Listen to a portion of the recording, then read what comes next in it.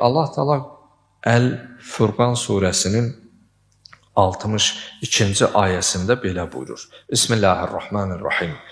Huvellezî ceale lekumul-leylə ven-nahara xilfeten limen arada en yezzekkere ev arada şükura. Allah sizin üçün gecə və gündüzü bir-birinin ardınca gələn etdi. Xilfə o xəlifədə bir-birinin ardıca. Bir-birinin ardıca gələn etdi ki, limən arada en yezzekker o arada şükura.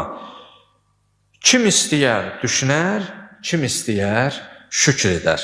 Əslində bu bizim üçün bir ibrət dolu Rəbbimizdən, Rəhman və Rəhim olan Allahımızdan mesajdır.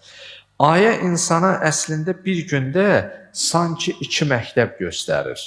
Gecə və gündüz. Gecə təfəkkür və ibadət məktəbi. Hər şey sakitləşəndə, səs-küy dayananda sən Allaha doğru gedirsən, təfəkkür eləyirsən, ibadət edirsən.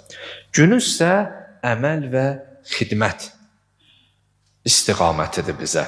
Yəni insanların və Allahın razılığını əldə edəcək nələrisə etmək. Əslində hər gecə və gündüz bir fürsətdir. Gərək biz bunları boşuna keçirməyək.